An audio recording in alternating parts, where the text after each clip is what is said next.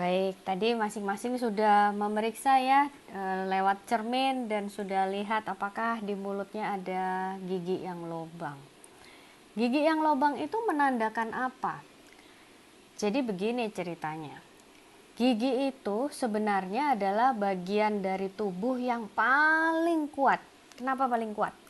Contoh misalnya kalau ada pesawat jatuh.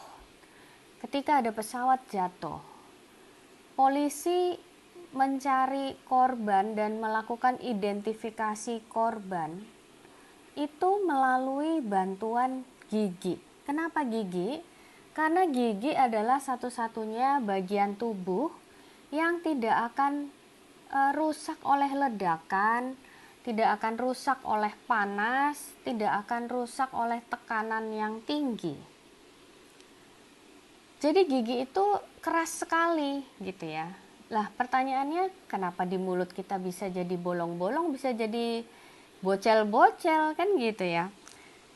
Nah ini sama seperti kalau saya punya sebuah paku.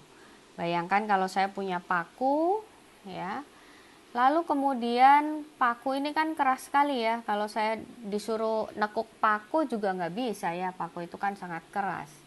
Tapi kalau paku ini saya rendam di asam cuka, maka nggak lama paku itu akan kemudian berkarat, dan setelah dia berkarat kemudian akan dengan mudah putus jadi dua atau bahkan lebih hancur lagi gitu ya. Jadi hal yang sama, ketika mulut kita itu bisa sampai lubang seperti ini, itu sudah pasti di dalam rongga mulut kita itu asam sekali dalam waktu yang sangat panjang, misalnya 6 bulan. Kalau asamnya cuma 1 hari, gigi kita nggak kalah. Oke? Jadi ibu-ibu yang di mulutnya punya gigi yang lobang itu sudah merupakan tanda bahwa mulut ibu dalam kondisi yang sangat asam. Dan apa jeleknya kalau dia sangat asam? Ingat, lingkungan asam adalah lingkungan yang menyenangkan untuk bakteri jahat. Ya kan?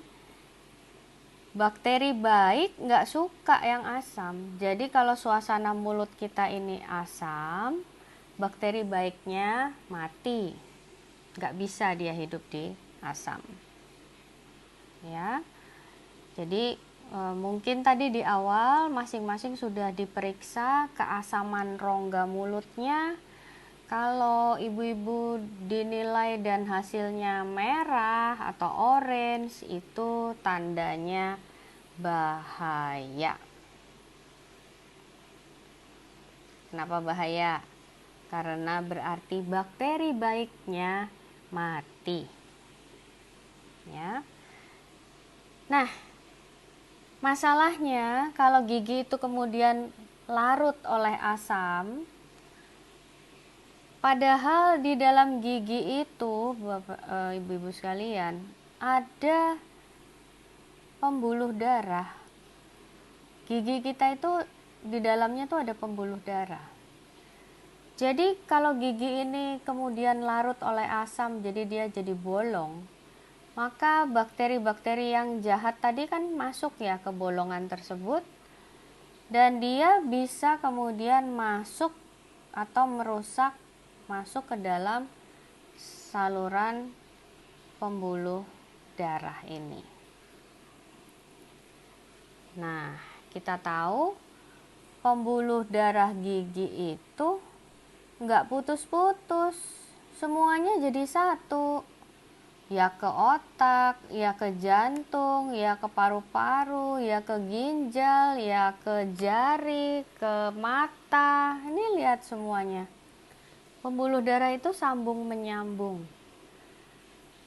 Kita tinggal di Kalimantan, jadi kita sudah nggak asing lihat sungai, dan kita sudah tahu sungai itu punya anak sungai yang banyak dan terus bisa berakhir di laut, kan gitu ya.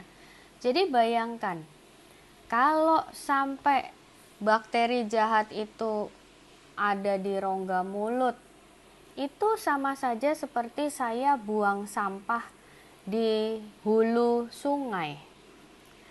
Kalau saya buang sampah di hulu sungai, kira-kira sampahnya bisa kemana-mana nggak pada akhirnya? Bisa kemana-mana kan?